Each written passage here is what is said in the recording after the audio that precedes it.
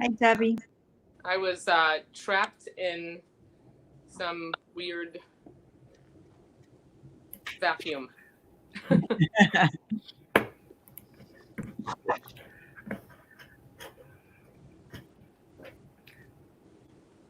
Okay, we're now live. Good evening, everybody. On behalf of the Venezuelan American Alliance, we thank you for joining our forum tonight. My name is Rocio Diaz. I will be your host for the evening.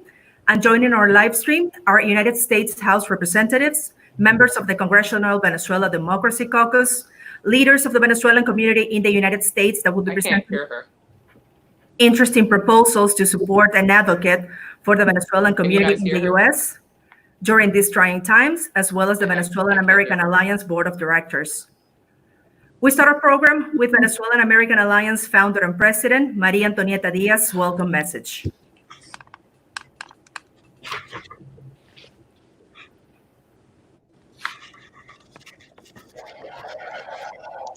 Hi, good evening, distinguished member of Congress and leaders of the Venezuelan community.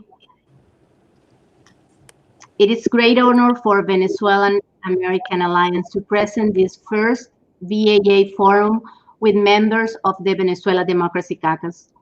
This event is part of our annual schedule of events to create spaces for exchange that help expand the participation of the Venezuelan community in the United States.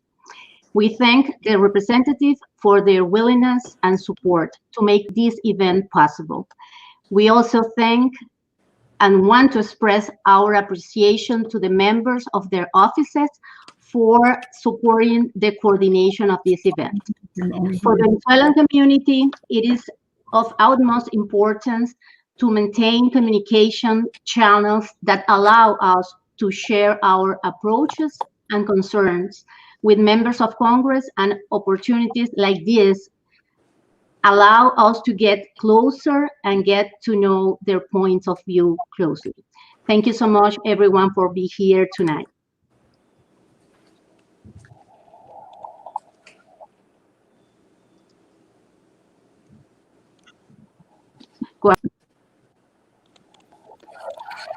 Thank you, Maria Antonieta Diaz, founder and president of the Venezuelan American Alliance. We have a tight agenda today, and first we will hear the remarks of the House representatives participating in the forum. Then Venezuelan leaders will present their proposals in immigration, the situation with Venezuelan detainees, and the potential of Venezuelan healthcare professionals in light of the COVID-19 situation. Afterwards, we will open a discussion on those proposals as well as a Q&A session, and you may submit all of your questions via YouTube or Facebook.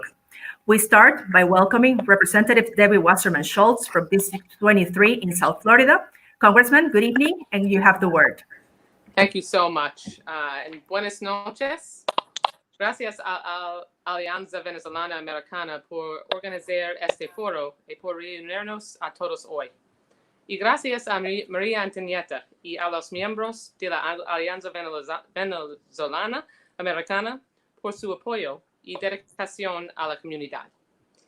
It is so important that we continue to shed a bright light on the criminal and human tragedy that has engulfed Venezuela. We are seeing a humanitarian crisis of epic proportions continue, and it unfolds before our very eyes. More than 4 million people have fled Venezuela due to political chaos, worsening economic conditions, and food shortages. The world needs to see the corrupt Maduro regime for what it is, an anti-democratic, criminal regime that inflicts horrific suffering on its own people by blocking the delivery of food and essential supplies in a desperate attempt to cling to power. All of us here are committed to helping Venezuela peacefully transition to a constitutional democracy with free and fair elections. We will continue to work alongside rightful President Juan Guaido in our mission to restore these basic human rights to the Venezuelan people. My congressional district includes Western Florida, or Westonzuela, as we affectionately call it. I'm in Westonzuela in my home with many Venezuelan neighbors, literally within steps from my front door. Our community holds the highest concentration of Venezuelans in the United States. In my own neighborhood, I'm surrounded by friends who have family in Venezuela or who have themselves fled Venezuela. My neighbors share harrowing experiences with me: flight from political persecution, denial of basic food or life-saving medicines, even confiscation of their businesses. The fight for a free Venezuela is personal to me, as I know it is for so many of you. In battling COVID-19, the United States has seen shortages of personal protective equipment, ventilators, and ICU beds. But in Venezuela, humanitarian agencies have already been battling outbreaks of measles, diphtheria, and malaria. And the Maduro regime has stripped the Venezuelan people of those basic necessities that we take for granted and left them completely unprepared to handle any outbreak. Hospitals lack water, power, soap, sanitation, basic supplies, and qualified medical staff. And Congresswoman Donna Shalala and I went to the border with Caucus and saw exactly what was going on in the hospital there. And it was an absolute nightmare, and heard harrowing stories from people firsthand in the hospital who had been attacked by their own government, physically attacked by their own government. And during these tumultuous times, we want to highlight the U.S. Congress's support for the Venezuelan people. In the House, we started 2019 by passing 3 bills, one of which requires a coherent U.S. strategy to combat Russia's military presence in Venezuela. My colleagues, Congresswoman McCarcel-Powell and Shalala, also passed legislation that expanded humanitarian assistance to Venezuela and that prohibited U.S. exports of crime control materials that Maduro could use against pro-democracy protesters and his own people. Those passed into law as part of the Venezuela Emergency Relief, Democracy Assistance and Development Act, the Verdad Act, which included the 3 House bills that I just mentioned. And it was written by Senator Bob Menendez, and now it's law at the end of last year. And of course, the House passed our colleague, Congressman Darren Soto's bill to grant TPS, temporary protected status, to Venezuelans, which would protect those who have fled Venezuela from deportations and open access to work permits for those residing in the U.S. And so many of you were sitting in the House chamber in the gallery when we were able to finally pass that legislation off the floor of the House of Representatives. And kudos to and felicidades to Congressman Soto for his leadership in that role. I think it's important to point out that all of these bills were authored by Democrats, but this should not be a partisan issue. Democracy and freedom is not a partisan issue, but we are the only ones that have been able to deliver real results for the Venezuelan people in the United States. But we don't control all branches of government. For instance, the president could grant TPS for Venezuelans with the stroke of his pen right now, but he refuses. The Republican-controlled Senate could put real pressure on the president to act and pass the bipartisan Venezuela TPS Act, but they also refuse. So as we work on strategies to restore peace, freedom, and democracy to Venezuela, we must find ways to overcome these obstacles. We've done it before. I know we can do it again. And thank you, everyone, and I look forward to a productive conversation. Thank you so much.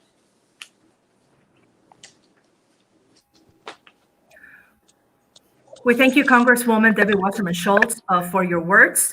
Up next, we will hear remarks from Congressman Darren Soto, representative from District 9 in Central Florida. Congressman, welcome. Thank you, everybody, for being all today. Gracias a todos para asistir a esta llamada. Florida is home to over 200,000 Venezuelans, many of whom hope to one day go home. Nosotros en nuestro estado tenemos el hogar de más de 200,000 venezolanos in La Florida, which is why it's so important that we pass the Venezuela TPS Act. That is our bill among all these champions on the phone, from Debbie Mercosel-Powell and Debbie Wasserman-Schultz to Donna Shalala and Congresswoman Sylvia Garcia. These are all joint efforts by all of us to get this done. Nosotros tenemos campeones de Venezuela con mis colegas en esta llamada, including over 30,000 Venezuelans in Central Florida. Hay más de 30,000 venezolanos in Florida Central. And my colleague, Debbie Wasserman-Schultz, alluded to it. The president can just simply do this with a sign of a pen. El presidente puede firmar una orden ejecutivo y este puede estar pasado, pero él no quiere hacerlo. And that's a big question that as the community tries to work with the administration, that's the big question. Why haven't they signed it yet? We will continue to press the Senate too. We need to ask all of our senators, why aren't they passing this bill yet? It's been since July of last year. We're getting on almost a year. Nosotros nos estamos preguntando a la administración de Trump por qué él no firmó este orden ejecutivo y el Senado no presentaron este proyecto de ley. Estas son preguntas. Ustedes necesitan continuar para preguntar. My second point is we need to continue robust humanitarian relief that is happening through the U.S. This has been one of the greater success stories. Nosotros necesitamos más asistencia humanitaria por esta área, quien tiene muchos asuntos cuidando por todos estos refugiados, whether it is Colombia, Brazil, Ecuador, Trinidad and Tobago, Peru. The United States has committed over $256 million in humanitarian relief and development and economic assistance to the region to help so many fleeing Venezuelans who are trying to escape the tyrannical Maduro regime. Nosotros necesitamos continuando estos fondos más que $256 millones para asistencia humanitaria por países ayudando en esa área: Colombia, Brasil, Ecuador, Trinidad y Tobago, y Peru. And my third point is we have to continue to leverage both here in the United States with sanctions against those who are living within our borders, who do business with the tyrannical Maduro regime, and against companies that are doing business. And then we also have to work with the UN, because even some of our European allies continue to do business with the tyrannical Maduro regime and help prop up this regime to continue to attack the Venezuelan people. Es muy importante para nosotros continuamos para pasar sanciones contra personas quien vive en este país y compañías quien hace comercios en este país para tener sanciones. Ellos están haciendo negocios con este régimen tiránico y está empujando por ellos para continuar para existir. Y necesitamos trabajar con el NU, el United Nations, para más presión a nuestros amigos en Europa y otras áreas que continúan para hacer negocios con este régimen tiránico y compañías relacionadas a Maduro. And thank you so much for this opportunity. Gracias por esta oportunidad a todos. Thank you, Congressman Soto, for your words. Now, Congresswoman Debbie Murkazil Powell from District 26 in South Florida has the floor. Thank you so much. Y buenas noches a todos nuestros hermanos que veo que nos están viendo esta noche. Estamos pensando en ustedes, no solamente en su país, pero aquí también en los Estados Unidos. Espero que estén todos saludables. Quiero agradecer a la Alianza Venezolana por poner este fórum para que podamos conversar de los más importantes para ustedes aquí, también para nuestros hermanos en Venezuela. Thank you so much to the Venezuelan American Alliance for hosting this forum. I think it's so important that we highlight the challenges not only for the Venezuelans in Venezuela, but also for all those Venezuelans that are living here in the United States. And there's so many of them. My friend Darren just mentioned.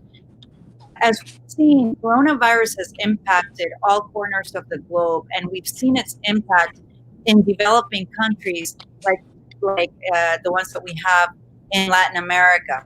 We know that Venezuela has been suffering greatly from the coronavirus pandemic. We don't have all the numbers, we don't have all the data, but what we do know is that it's on the verge of really a collapse. It's on the brink of a catastrophe. Venezuela already started at a place where by the dictatorial regime of Maduro, it has completely broken and disseminated the public health infrastructure of that country. So it was already starting in a disadvantage, but now we're seeing the collapse of not only the public health infrastructure, but the entire system. I have to tell you that what I've been doing for the last few weeks is I've been talking directly with State Department officials, with officials that represent President Guaido's interim regime to monitor what was going on in the country. And the same thing with other countries in Latin America. I actually spoke recently to the president of Ecuador because, as you know, it has the highest number of cases and deaths in all of Latin America. And they just don't have the resources available to take care of the people the way that we do here in the United States. You know, a lot of people here have received those stimulus checks. We have added to the unemployment benefits. That's not happening in Venezuela. That can't happen in Ecuador. They have absolutely no reserves. And it won't happen under a like Maduro, where the narco regime and the only person that he's taking care of is himself and the narco traffickers that are in his government at this point. One of the things that I've been pushing for is to include more funding for humanitarian aid, which is the original bill that I sponsored when I came into Congress. I know that the USAID has already sent about 12.3 million to Venezuela, but I don't think that that's going to be enough. We're going to have to work closely together to add to that relief. We know that this virus has absolutely no borders. What happens in Latin America is going to impact us directly here in the United States. And let me just say that that's the voice that I bring to Congress, not just myself, but with my friends and my colleagues. We're working closely together to ensure that everyone understands how closely we are linked to what is happening in Venezuela. So we have to deal with the pandemic, not just here, but with our neighboring countries as well. As you know, I represent one of the most diverse districts in the United States. So in my district, I have many Venezuelans and other Latin Americans that are living in Florida's 26 districts. And with the near collapse of the Venezuelan health system and the threat of coronavirus, I don't think that there's a better time than to put pressure on the Senate, on the administration, to pass temporary protected status for Venezuelans. We know that Venezuelans want to go back home, but we also understand that that won't happen anytime soon. They deserve the right to drive without fear of being arrested. They deserve the right to work, to provide for their family. They want to work, so let's do that. That's something we can do now in the United States. But immigration issues are not the only issues affecting Venezuelans. The United States right now is experiencing a shortage of nurses and doctors. Especially, we're seeing that through the pandemic. It's made that situation worse. So we need to start engaging our people in our districts who have medical training like those in Venezuela and bring them to the front lines. I introduced the bill last week, bringing additional Nurses to the Fight Act, which provides funding to universities to train foreign physicians with backgrounds in medical fields so that they can get their nursing degrees within 12 months and they can come into the front lines. Finally, I think it's really important that we support minority-owned businesses, Hispanic-owned businesses, Venezuelan-owned businesses with the resources they need to continue to operate, which is why one of our missions and focus in Congress is to continue to support small businesses through the Paycheck Protection Program, the PPP, and we're doing more now on CARES too. I want to say that you are all so important to the fabric of our community.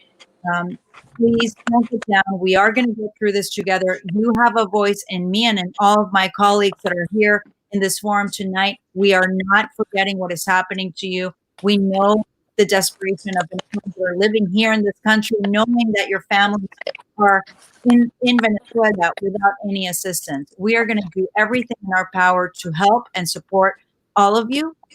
Quiero que sepan que están en nuestros corazones. Vamos a continuar luchando para mandar asistencia humanitaria a Venezuela. No se preocupen porque no solamente tienen mi voz, pero también tienen las voces de mis colegas que estamos trabajando juntos de una manera bipartidista para poder apoyar a los venezolanos aquí y en su país de origen. Gracias.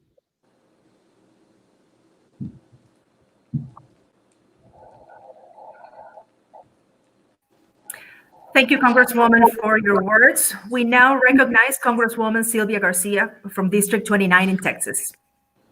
Hello and good evening to everyone, and thank you so much for joining us on this very, very important conversation. And first, I want to thank Maria Antonieta and the entire Venezuela American Alliance for hosting this on a very important topic. Am I muted? No, I can hear you. I can hear you. I'm sorry. On this very important topic, because I think that of all the things that we've done, especially my colleague Mercursal Powell will know on judiciary, there was nothing more emotional for some of us during that committee hearing than this particular item of TPS and the humanitarian effort and all the bills that we did pass. So for me, it's I want to reassure everyone that I stand with Venezuela, but a free Venezuela. We must do everything we can to fight the Maduro regime and make sure that we put in place a government that works for everybody from the top not just from the top, but from the bottom. And I'm just really pleased to be here with all my South Florida colleagues, because I know that you all have the largest population of Venezuelans in this country. The Houston region is number 2, so we're behind on this one, but it's growing. And regrettably, as this crisis in Venezuela continues to increase and continues to hurt so many people and put them in poverty, we're seeing more and more people hurting and trying to come here, and many are coming to Houston. As you know, CIDCO is headquartered here in Houston, so it has created a lot of the population that we have here currently. But as they have so many extended members still in Venezuela, now that they're trying to get away, well, they're coming here. So I suspect that our population will grow. In fact, Katy, which is part of our Houston region, is more commonly known in some areas as Venezuela, because that's where a lot of the population resides. But I, really can't add any much more to some of the issues that my colleagues have already spoken about. The bills that they've discussed are very important. I obviously supported them. I think it was co-sponsor on all 3 of them. But we continue to do the fight. And you would think that this president, instead of signing an executive order to keep green card holders out of our country, would just take the same time to sign the TPS order so that we can just wrap that up and move forward. But he fails to do that. And I want to make sure that people understand that this is the president of the White House who's doing this. It's not us. We have done our part and passed these bills. I know as soon as the issue was brought to my attention through, of course, my friend Debbie, I held a roundtable here in Houston, although I don't have very many Venezuelans in my district because there's so many in Houston. I put together a roundtable nonetheless to make sure that I understood all the issues and I knew the full impact of what we were doing and what else we had to do. And it was incredible to me to see and hear some of the stories that were being told about the poverty, the lack of health care, babies being kept in shoe boxes because there was no hospital beds or hospital incubators. And I know, Debbie, that you and Donna went down there and saw some of this, but it just hurts me to no end to see that people are still being treated this way. So we've got to continue this fight. So for me, I agree with all my colleagues from South Florida that TPS has to be a big priority. But the second is health and humanitarian aid, food aid, to make sure that we take care of the poor people in Venezuela, and to make sure that we give them some sense of hope that this country is there to help them. They're our neighbors, and I think we need to do more for our hemisphere and do more for all our Latin American brothers and sisters to make sure that they flourish and can get their freedom. And thirdly, I think the other thing that's important is the bill that Debbie has. And Debbie, if you're still on, I'm signing on if I'm not on, to provide, skilled workers like doctors and nurses and technicians and physical therapists the opportunity to help here, because I know they want to help by giving them the licensing or the transition period to get their license that they need. I'm sure that my colleague Donna Shalala will also talk more about this because she's our expert on this area.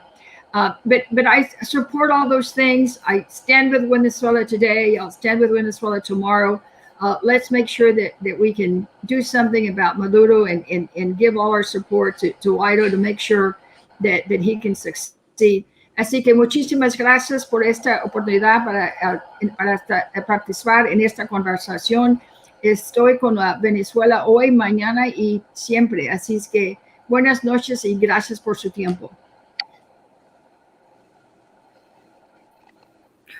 Thank you, Congresswoman Sylvia Garcia, for your words. We excuse Congresswoman Debbie Murcaso Powell. She had another commitment and a conflict in her schedule, and she had to hop off our forum today. But now we're going to continue with Congresswoman Donna Shalala from District 29 in South Florida with her remarks.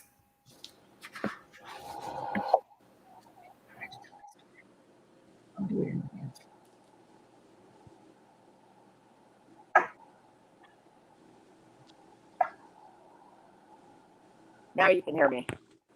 Thank you very much. And I want to thank my colleagues, Representatives Wasserman-Schultz and Soto and Garcia and Merkel Powell, and they've said everything, but not everybody has said it. So let me thank the Venezuelan American Alliance for holding this important forum. I understand that so much is at risk here. I'm going to keep my remarks short and to the point so that you can ask your questions. When Representative Wasserman-Schultz and I visited the Colombian-Venezuela border last year, we saw that the Maduro regime decimated the public health infrastructure, and that was before we were in the midst of a pandemic. In the entire country, there are about 80 ICU beds. Many of the hospitals lack running water and soap, not to mention PPE and ventilators. Venezuela has been in a state of crisis for too long, and this COVID-19 has turned a catastrophe into a potential doomsday situation.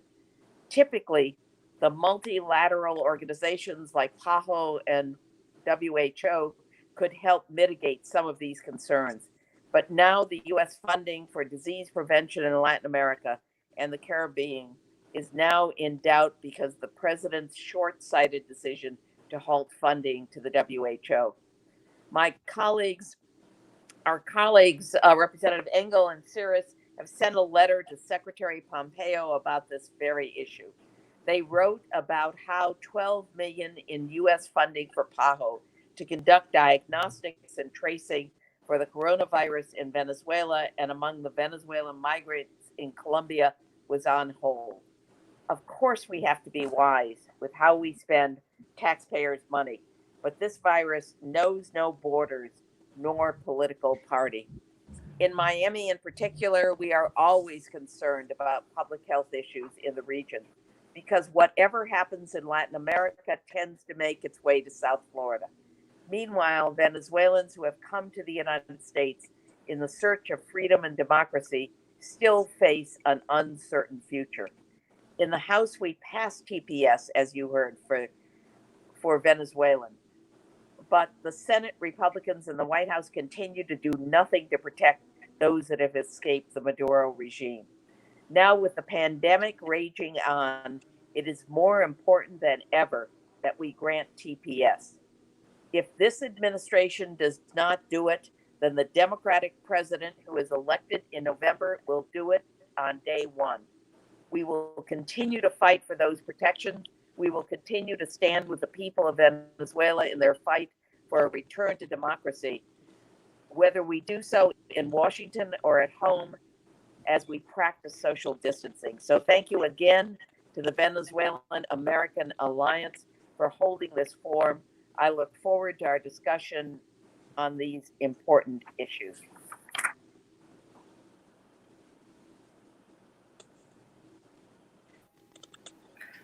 Many thanks to the distinguished House representatives for their words and, of course, for their continued support of the Venezuelan community. We're going to continue with our program, and now Venezuelan community leaders will have the chance to share their proposals. We start with a proposal for immigration reliefs for Venezuelans, and we welcome attorney Diego Bustillos, a partner at Bustillos, Bello & Associates Law Group, an immigration advisor to the Venezuelan American Alliance. Diego, good evening, and you have the floor. Thank you so much for the invitation, and a special thanks go out to our U.S. representatives for taking time out of their busy schedules to support the Venezuelan people. I would especially support Representative Wasserman-Schultz initiative to allow those Venezuelans who contribute to the national interest, physicians, engineers who are here in the United States and are either fighting COVID-19 or who can provide critical support to American companies to have some sort of relief. What I wanted to talk about particularly today is an alternative to temporary protected status, because although TPS passed the House, as has been mentioned, it was then entangled into a broader economic proposals in the Senate, which stopped the possibility of TPS being granted. So what we believe is the best form of relief for Venezuelans currently in the United States is Deferred Enforced Departure, or DED. And we believe it is the best form because it allows the President of the United States to grant temporary relief for compelling humanitarian reasons. So what is DED? What is it? So it is a temporary discretionary administrative stay of removal granted to aliens, which, unlike TPS, emanates from the president's constitutional powers to conduct foreign relations. So it has no statutory basis and is a variation of extended voluntary departure. Now, when has DED been used in the past? So it has been used by several presidents. For example, it was used by President Bush to assist Chinese students in the US after the demonstrations in Tiananmen Square. It was used during the Persian Gulf War. It was used for Salvadorans, and it is currently enforced for Liberians in the United States. So DED has been used on a country-specific basis to provide relief at the president's discretion. So why DED? So because DED has humanitarian crisis as a basis, and the crisis has widespread recognition from most nations, NGOs, and it has been addressed to some extent by the legislative bodies of the United States, and the Department of State often refers to Venezuela as a country in crisis. So the humanitarian crisis is there. So we know that both, at least from the speeches, we know that the executive and legislative branches, especially the House, support the Venezuelan people's quest for democracy, but more is needed to provide protections for those who have fled the brutal Maduro regime and who are currently residing in the United States. So given that there is in fact a widespread recognized humanitarian crisis, which has only been exacerbated by COVID-19, we believe that DED is the best form of temporary relief for Venezuelans currently in the United States. Now, it is a temporary protection and it has certain restrictions. So those who would be ineligible for TPS under Section 244 of the Act would also be ineligible for DED. Those whose removal DHS determines is in the interest of the United States would also be ineligible. Those who have voluntarily returned to the designated country, in this case, Venezuela, would also be ineligible, and those who are subject to extradition. Naturally, those who have ties to the regime would also be ineligible for DED. So DED will grant a temporary form of relief for Venezuelans currently in the United States, and it would give them a work permit by filing Form I-765. One of the important issues about DED is that nationals who would be eligible for DED must be released from DHS detention. So in that way, you're sort of killing two birds with one stone. You're granting temporary relief, and you're also allowing those in detention in dire conditions to be released from those conditions, from those detention centers. So because DED is at the discretion of the president and it doesn't have to go through the legislative bodies, and at least during the speeches, the current president has said that he supports the Venezuelans' fight for democracy, would believe that, as Representative Soto and Representative Wasserman-Schultz and all the representatives present today have said, it is simply the stroke of a pen. So with the stroke of a pen, the president can grant deferred enforced departure for Venezuelans. So think of deferred enforced departure sort of like what is commonly referred to as deferred action, okay? So considering that most organisms, most government bodies in the United States have expressed a support for the Venezuelan people, we believe that a viable alternative to TPS is promoting and establishing deferred enforced departure for Venezuelans in the United States.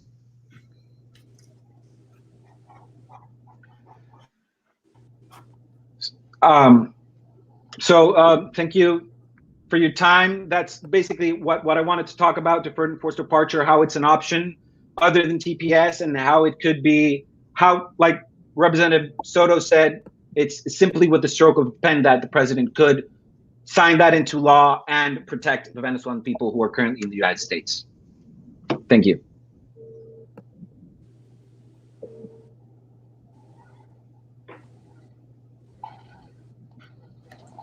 Sorry, my mic was muted. Thank you, Diego, for your intervention. And we would like to hear the remarks and open a discussion with Congresswoman Debbie Wasserman-Schultz, as well with Representative Darren Soto about this matter. So the floor is yours. Thank you very much. Diego, I am a little confused as to whom you're referring when you say we. I do not understand this organization to conclusively or comprehensively have taken a position other than supporting TPS for Venezuelans. So when you say we, right, so I assume you mean you. And if you mean we or you, I couldn't disagree with you more. And I would expect that I'm likely joined by all of my colleagues here as well. DED is, because it is not rooted in the law, because it is completely at the whim of the occupant of the office of president, and in which we certainly have absolutely no trust in the occupant of the White House right now. Leaving Venezuelans in America to the whims of this president, where there are no criteria for DED, where he could grant it and take it away completely on his own discretion, where there is not policy rooted in the law. And in fact, as of right now, as of February of 2020, the only countries, citizens that have been granted DED are from Liberia. And the last time he tried to take away Liberians' status under DED, he did so hours before it was expiring. And so this is not a president that we can trust. What we can trust is using a process that is rooted in the law, that is the situation that Venezuelans are in at the moment, who are here in the United States, in multiple layers of crisis, the crisis in Venezuela, the COVID-19 crisis, the crisis around Venezuela, cries out for TPS. We passed TPS out of the House of Representatives. I agree that TPS is the right. I'm sorry, I didn't interrupt you. If you wouldn't mind letting me finish, thank you. The president is not going to grant DED. He's also not going to grant TPS. What we need to use, in my opinion, is the legislative process. The Senate, the United States Senate, needs to take up the cause of the Venezuelan people, pass TPS, put it on the president's desk, and insist that he sign it. If I were you, or anyone else who is listening to this broadcast, the last person on planet Earth that I would trust with something as dire as the situation that Venezuelans find themselves in is this president. And if I may, first, obviously, TPS is ideal because it has much more robust rights to it and can't be easily taken away. But I wouldn't oppose DED being granted if that's what we had versus nothing, which is what we have right now, or maybe even just simply not deporting Venezuelans anymore right now, which continues to happen. We get complaints from immigration attorneys constantly about that in Central Florida, and it's got to be even more in South Florida. I heard Senator Rubio a while back mention the DED program. I mean, if it's versus that or nothing, I mean, certainly that'd be better. But there's just an irony in that you're talking to a bunch of legislators and not past that. That's the president. It's been 3.5 years of his 4-year term, so I'm just wondering what he's waiting on for that. But I'll go on record to say, I mean, if it was between that or nothing, sure. Let's get DED going for right now. But I share Congresswoman David Wasserman-Schultz's concern that it is a step back, but we'll take what we could get.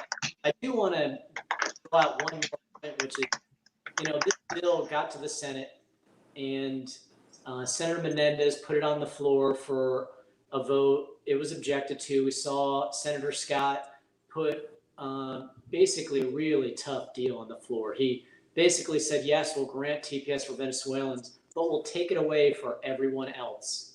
And when our local community finally figured out what was happening, they were so upset because no one wants to be given this opportunity and then hurt every other TPS recipient, many of whom are from Central and South America. So if we could get DED, great. And I'd be one to sign a letter to do it, but it isn't ideal. It's far short of what we would get so far. But I agree. If we could compromise, we can. But it's not in our power, as you mentioned early on. So thanks for that great input. Yeah, I just wanted to quickly add, I think that I agree that TPS is ideal, and I think it's certainly more permanent, and it would be easier to create a path to citizenship or residency with TPS. With DED, I think it's just too subject to change at the next whim of this president or the next president. So I think TPS is more permanent, it's rooted in law, and it's something that everybody understands. So I'm not as inclined to support DED, but obviously if that was something that this alliance and the people in our Houston region would want me to support, I would, because I'm here to make sure that I take care of my constituents. But I would be very, very cautious. We recently helped a young man that had been in Louisiana in detention for 10 months. 10 months, you all. That's a hell of a long time waiting. And ICE's position was that they had no deportation routes, removal routes to Venezuela.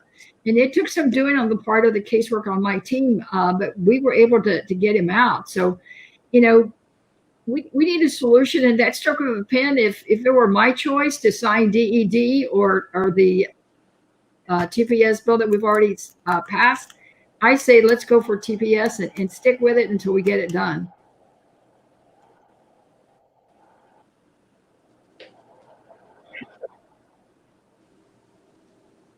Hi. I just to tell that our idea about the deed is to try to have an alternative, because we need the relief.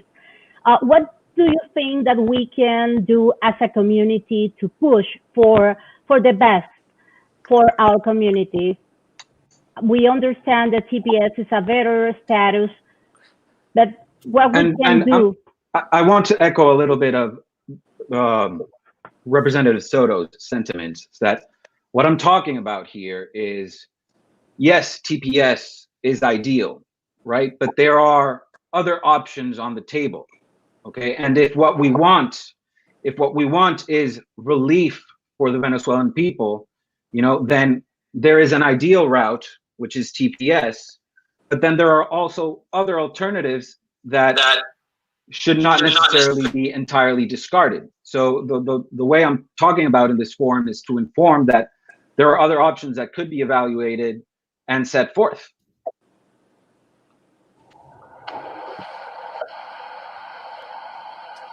Diego, if I can ask you, I don't know what table you're talking about. Here's my concern. This administration has demonstrated over and over again that it does not want to extend immigration to anyone. And I just, there's no compromise here. We have had conversations with the administration, and they have basically said to us that the president is not prepared, and the people around him are not prepared to extend any kind of immigration status to any group. So I don't know who you're negotiating with, because we have actually tried with friendly Republicans to see whether we could convince the White House to move on TPS or on any other kind of status. And they have reported back that this administration is not interested. They're not going to, I think they're not going to touch most Venezuelans that are here, and we've been able to get some people released from detention centers. My office actually got 2 people released recently that we fought for, but I see no evidence that they're prepared to negotiate anything short of TPS or anything else, because they're opposed to extending any kind of immigration in this country. And now they've closed the borders basically to any immigration to this country. Whatever the community wants, we will fight for, but they have told us over and over again that the White House and the president in particular is not prepared to extend this. Recently, the Democratic candidate has said he will sign the TPS order on day 1. And that at least is some hope for the community. That is a lot of hope. And that's we can all live with.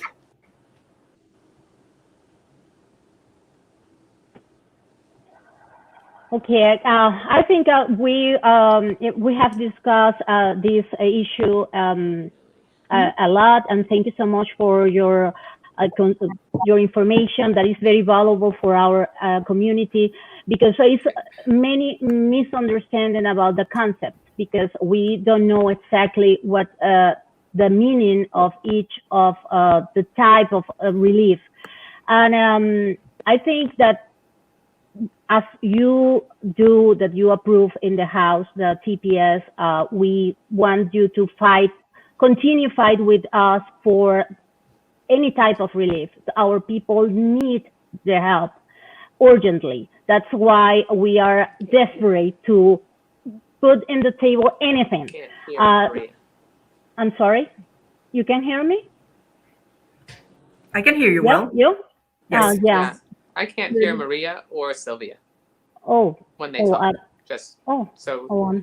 if they're asking a question, I need someone to tell me what they said. Okay. That's why we are put this in the forum, because we need to do something, and we feel that we are stuck in the middle of the political point, and our community is desperate for help. That's why we put the DED in the forum, and we want to discuss this with you guys, that we know that you are fighting for us, and you approve of the TPS, but we need your input in this issue. Thank you so much for your help. Thank you.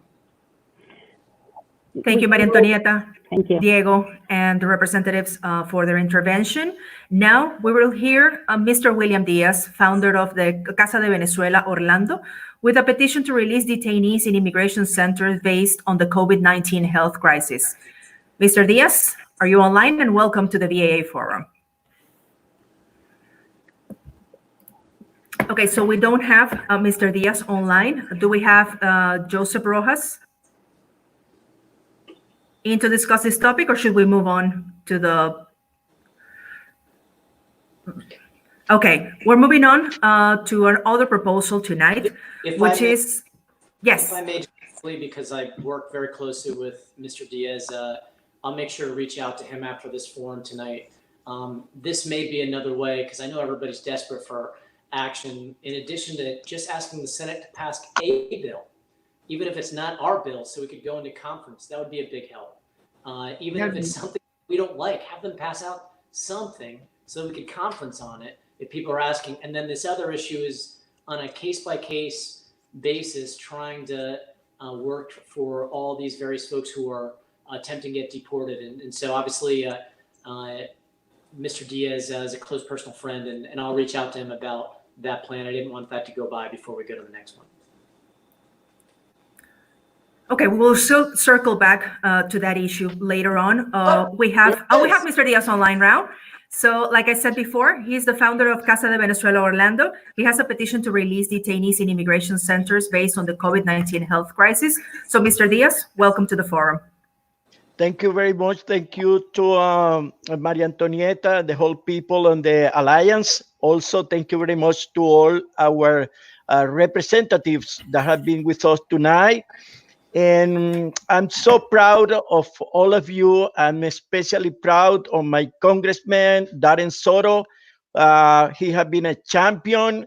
I want everybody to know that we call Orlando the place where TPS born, because the predecessor in the chamber of Darren Soto, the late Congressman Alan Grayson, signed the initial letter asking for a TPS. And at that time, Darren Soto was a Florida senator and immediately also signed another letter for that. So I'm really so proud. But talking about the detainees, there is a question that we have so clear for some people that had been asking and writing that the Democrat leadership is doing nothing. I just want to say this. I have three simple things to mention. President Trump, number one, has first option. He can sign an executive order, and tomorrow, all detainees can be on freedom. They can be confined to a specific area, geographical area, or they can be with a GPS because they're not bandits. They just have immigration fault. Number two, if he loves a lot of Venezuela, why then he did not tell Secretary of Homeland Security to sign the TPS tonight or tomorrow? And number three, he just signed it 2 weeks ago, an executive order stopping immigration. Then why he did not exclude the Venezuelans from that executive order? He knows the tragedy that we live in Venezuela. He knows all the turmoil, and he knows the condition of our people are living there and here. So we create a network of Venezuelan organizations from the whole country, from California, San Diego, California, to New York, and from Boston, Massachusetts, to Miami. We collected close to 30 different Casas de Venezuela and another organizations. I'm proud to say that Venezuelan American Alliance was one of the signers of that letter, and that letter was addressed to Senator Rick Scott. Also was a copy sent to Senator Marco Rubio. We are waiting for them to react. I have on my radio show a personal interview with Senator Scott, and I asked about the detainees, and he showed on air a lot of interest in help on that. Well, I know we are under the pandemic. I know that there's some restriction. We are waiting for action. And we would like to see the Democrat leadership also made a compromise with us, around 30, more than 30 different organizations around the country, to see if we can find a solution for this, how to create more pressure on the White House to see what kind of solution we find for these people. Because the real thing is, for each person that is on a detention center, that means 3 or 4 people that are also like in jail, because they have mother, they have wife, they got girlfriends, they got daughters that are suffering, regardless that they're on the street, but they're feeling like they're on a detention center.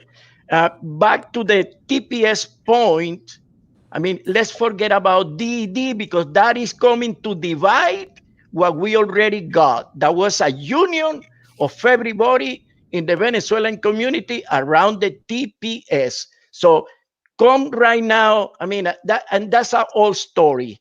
We have a meeting with Senator Scott here in Orlando last year, and he came with a proposal of a DED as an option. It's too late. Probably 1-2 years ago was an option. The thing is that we are with election around the corner, and I don't want President Trump come the day before the elections with an electoral alternative.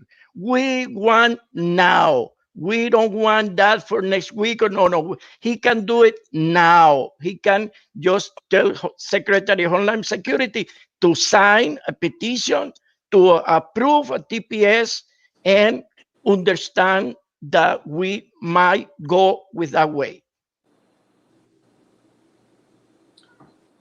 Debbie, would you like to respond first? I'll just reiterate that I completely agree with you. We don't need to settle.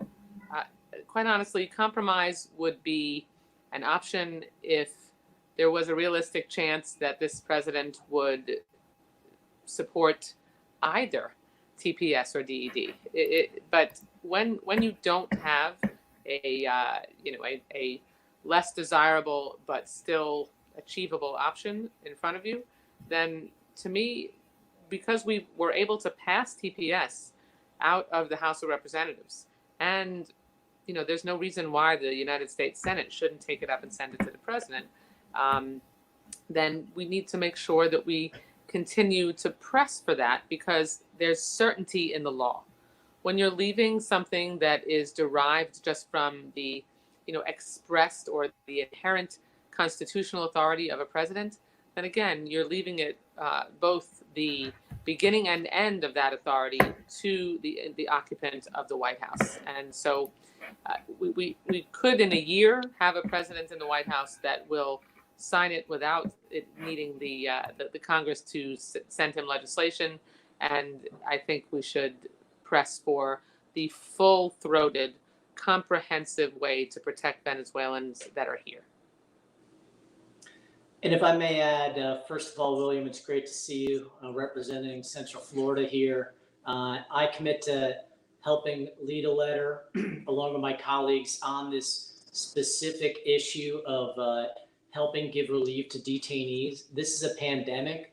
We already know that there's folks who are being detained who are more at risk now because of the COVID-19 virus. So let's do the humane thing and give them an alternative to be released, at least in the custody of their families or GPS or whatever way. We're happy to compromise. Second, I want to talk about how I know a lot of you feel stuck in the middle and stuck in the mud right now, that you can't get this bill isn't moving and the parties are fighting against each other and all this stuff. And first, let me start by saying I empathize. And I know I can't possibly know how frustrating it is, because many of you have escaped with just your lives from Venezuela. So let's talk about some of the things that could happen. So we already know already, DED could be passed tomorrow if President Trump wanted to. We're legislators. We're not even, as was just talked about before, we can't even file a bill on that. It's totally executive branch. With TPS, we have the option to be able to file a bill, and of course, it could also be done by executive order. So what can you do in the meantime? One, we could work on this issue. If you have Senator Scott saying he's going to help out, I take him at his word on your show. So let's see some action. Otherwise, it's just words. And we're going to help lead this in the House. If you're asking what the House Democrats are going to do, we're going to help on this letter that William's talking about to help with individual relief for Venezuelans across the nation who are detained right now. They shouldn't even be detained because there should be TPS. But that's besides the point. And secondly, if the Senate would just pass a bill, even if it's not TPS, but something similar to that we could at least have something to negotiate. You can't negotiate with nothing. We're open-minded to compromising. We don't want to, but you've seen 4 bills that we just passed over the last month and a half to react to COVID-19. These are 2 parties who have a lot of different ideas that many of them aren't the same, but we came together to do this. So what we need is at least the Senate to do something. So if you're wondering what to do, get the Senate to pass at least some sort of immigration relief to Venezuelans, and then we'll negotiate. And I believe the only way this is truly going to pass with President Trump in office is if the Senate and House pass something together and it came to his desk. Otherwise, we already saw 3.5 years of no action being taken on the immigration front. So that, I think, is your best chance, and that's what you have to put all your efforts into, getting the Senate to pass some sort of bill so that we can at least negotiate and then work on this issue that Mr. Diaz just brought up about giving relief to detainees, get them out of these detainment facilities that put them at harm's way with COVID-19. If President Trump is so supportive of the Venezuelan community, then maybe he'll support this. But either way, it's worth trying because that's what we're willing to do. And thanks for that great idea, William.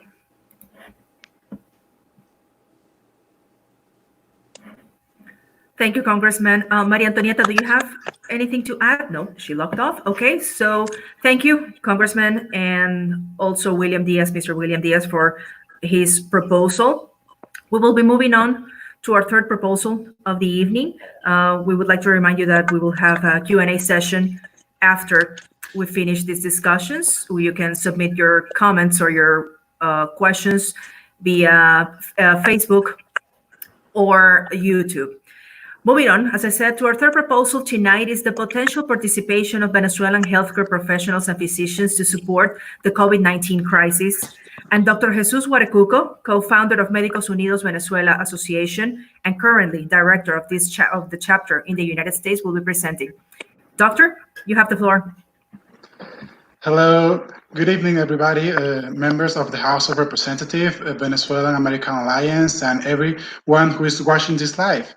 I'm Jesus Guarecuco. I'm a medical doctor and director of Médicos Unidos Venezuela in the United States. I would like to thank you all for the opportunity to let me participate in behalf of my fellow colleagues in this distinguished panel of congressmen and congresswomen and present our proposal, which reflects the support and gratitude of the Venezuelan community to this great country.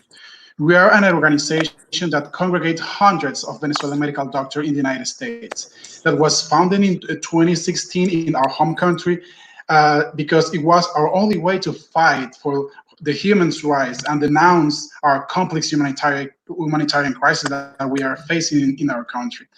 But right now we are the result of a massive diaspora, and as healthcare providers, we are worried about our professional career, our professional future, and what can we do here in this wonderful country. That's why one of our goals has been to bring together medical professionals to guide them and help them insert themselves in the American health system. We are a group of professionals with different specialties, capacities, and experience. We have come to this country with the vision of continuing to help each other and the mission of practicing medicine under the ethics and honesty that we learn in our universities in Venezuela. Where to assist the sick patient is a commitment acquired by obtaining our medical degree. But we know the procedure for obtaining a United States medical license, and we agree that the process must be carefully done. Credentials verification, board exams, but this process could take between 7 and 8 years. We are also concerned about the sanitary COVID-19 crisis that this country and the whole world is facing, and we are deeply preoccupied about the increase of cases and the spread of the virus in the United States. Due to this, the pandemic has shown the shortage of physicians, nurses, and technicians across the country, and that made us to do our research, and we found a very interesting data. The Association of American Medical College report, they did a report back in 2019, and they found a very key findings in this report. The projected shortage of physicians for the 2032 is about 120,000 physicians.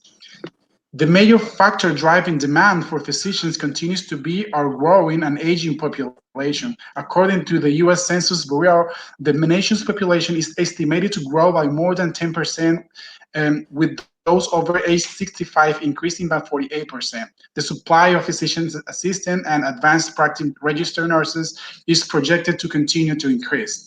Emerging healthcare delivery trends designed to improve overall population health do not have a significant effect on physician shortage projection. So the United States needs an additional 95,000 doctors immediately in healthcare to equalize across race, insurance coverage, and geographic location. And the rural and historically underserved areas may experience a shortage more acutely, and the need for more physicians will be felt everywhere. So this is an issue that needs to be addressed as soon as possible, we believe.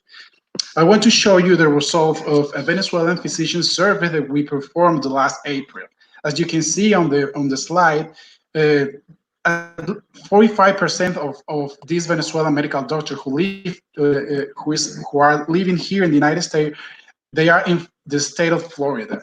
25% of them are in the state of Texas. We are talking about approximately 500 doctors in Florida, approximately more than 300 doctors in Texas, and the other medical doctors are spread around Georgia, New Jersey, New York, Illinois, and Maryland, and a lot of different states.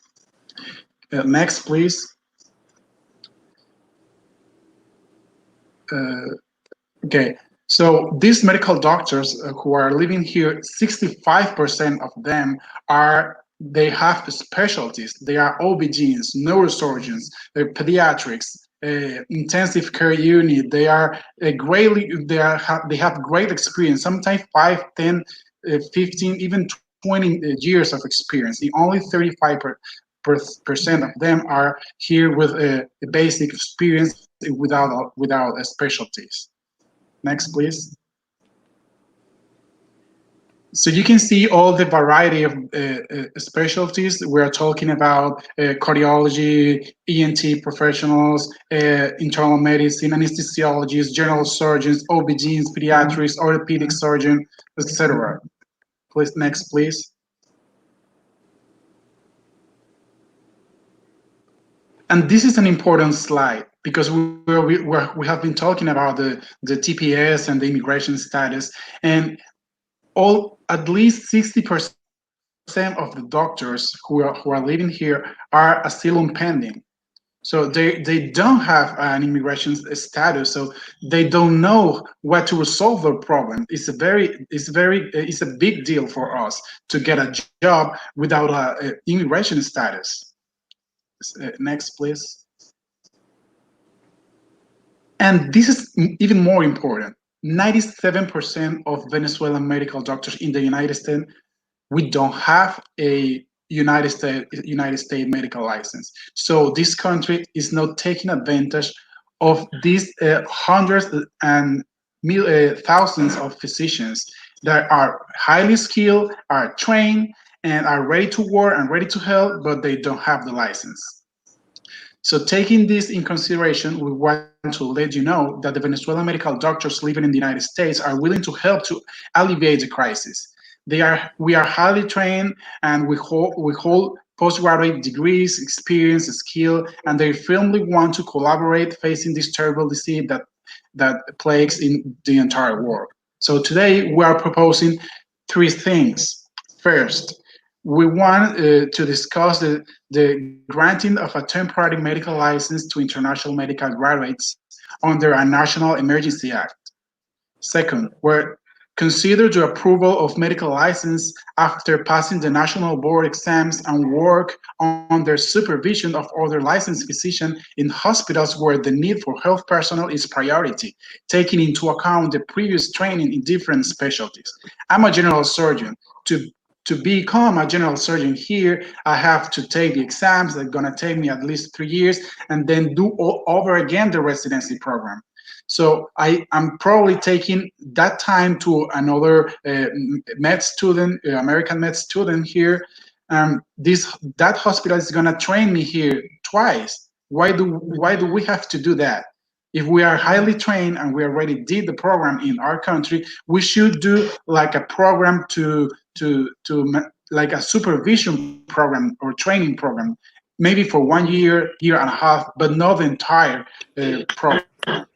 And third is consider the homologation of our degree of Venezuelan doctor in careers related to the medicine, like physician assistant or nurse practitioners, because we know that they are taking physician spots right now in different hospitals. And our experience and our abilities could be taken into consideration to part of these careers. So we hope that our request can be discussed and in more detail, and that the opportunity to solve the deficit of health personnel in a short term and with less investment will be considered. So thank you very much to all of you. We know that you are trying to help us, and we need your help. We need help of everybody, but I just want to make you know that the Venezuelan physicians that are willing to help, are willing to save lives, and we're here to help. We want to build this nation even greater. So thank you very much. Thank you so much, Jesus. We want to invite Congresswoman Donna Shalala to address this issue because of your experience in the area as a Secretary of Health.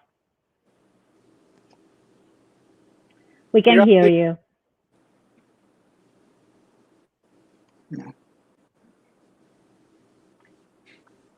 Okay, now we can hear you.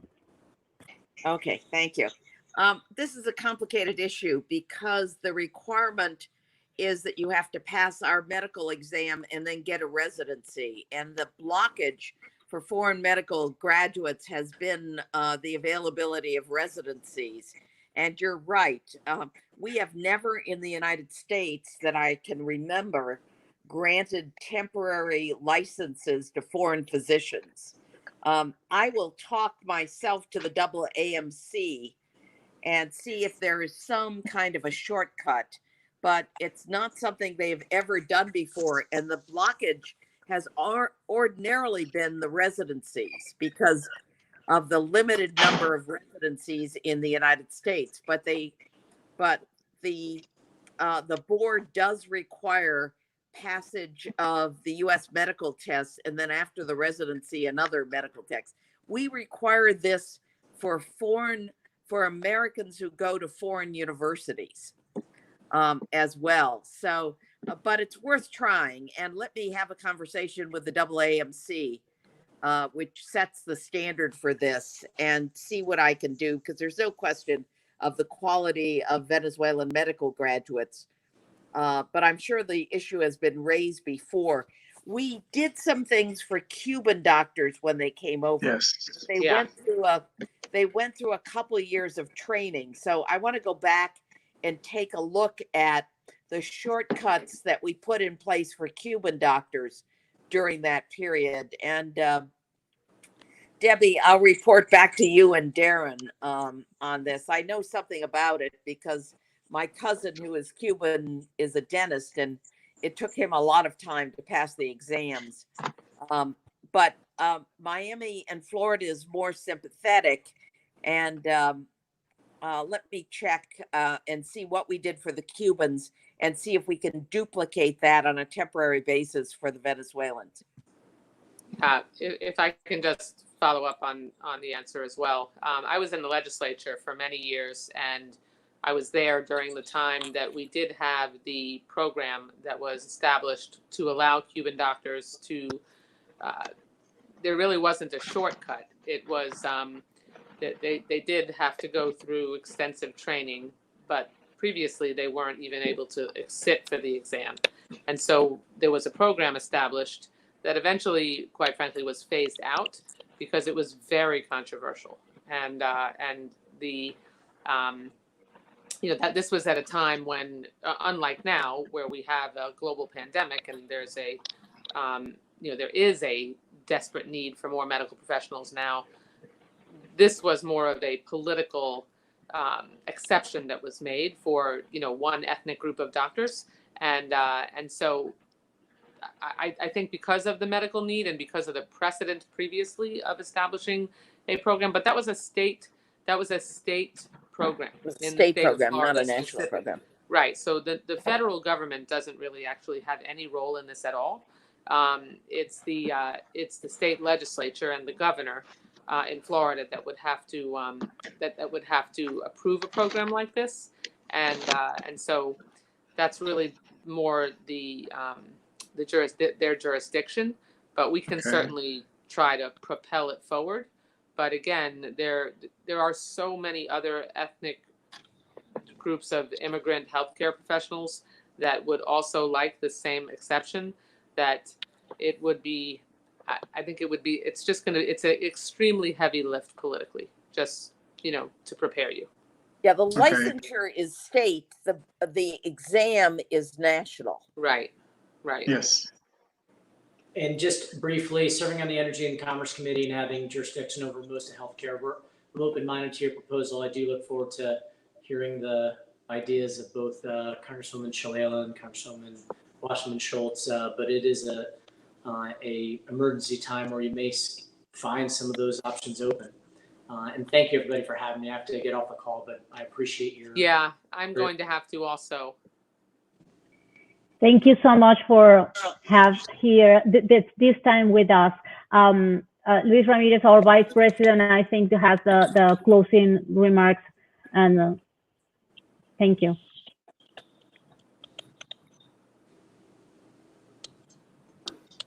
Thank you, Maria. I think you can hear me. All of you can hear me now. It's been a very interesting exchange of ideas. We really appreciate your giving us the opportunity to interact as a community with you in the Congress. That's a fantastic opportunity that you have provided us, and we would like very much to continue that. So on behalf of the Venezuelan American community, I would like to thank all of this distinguished group of representatives to the United States Congress, all our members of the Venezuelan Democracy Caucus, for your devotion to the values of the founding fathers of this great country and the principles of it. Of human rights, and for doing everything within your reach to spread the principles of democracy, freedom, participation, and inclusion. We, the Venezuelan American value your efforts and contribution to our causes, the recovery of the route to democracy and prosperity of Venezuela. You understand the implications of it. Experience has showed us plenty of what happens when in Venezuela will affect the entire region. Thank you for being part of the Venezuelan Democracy Caucus, for listening to us today, and for receiving our proposal for the benefit of our community, our country, and also for the United States of America. Thank you very much to all. Our pleasure. Our pleasure. Thank you very much. Thank you. Thank you so much for the opportunity. Thank you. Bye. Bye-bye. Bueno, amigos, esto fue todo por hoy. Un interesante intercambio donde pues pudimos escuchar lo que piensan, cómo lo piensan y pudimos hacer propuestas. Queremos mantener abiertos espacios como este que nos permitan intercambiar con la comunidad las propuestas que tengan. Así que estamos para escucharlos y para seguir proponiendo espacios de intercambio con nuestras autoridades, y que también podamos aprender, porque indudablemente es un espacio también de aprendizaje de cómo funcionan las regulaciones, las leyes, cómo podemos interactuar y lograr lo que nuestra comunidad necesita. Muchas gracias por acompañarnos hoy. Luis, si quieres dar unas palabras de cierre. Muchísimas gracias, de verdad, a todos los que participaron en este compartir. Es un tipo de compartir con miembros de una autoridad, de uno de los cuerpos de gobierno de este país, a lo cual nosotros no estamos muy acostumbrados, porque no es una oportunidad que nosotros podemos disfrutar en nuestro país, es algo que tenemos que buscar porque lo estamos aprendiendo por aquí. Sí nos gustaría escuchar las voces de los venezolanos americanos en los Estados Unidos y saber qué tipo de propuestas podemos seguirle llevando al Venezuela Democracy Caucus, de manera de hacerles llegar nuestras voces y que conozcan nuestras necesidades directamente de nuestra comunidad. Muchísimas gracias a todos. Gracias por acompañarnos hoy. Si nos vemos en una próxima oportunidad, vamos a tener unos anuncios en nuestras redes sociales para un próximo evento el próximo lunes. Por favor, estén pendientes, que va a ser nuestra sobremesa online y tenemos una sorpresa muy interesante para hablar sobre la situación de la economía y lo que nos espera. Así que nos vemos el lunes en Sobremesa Online. Gracias. Gracias.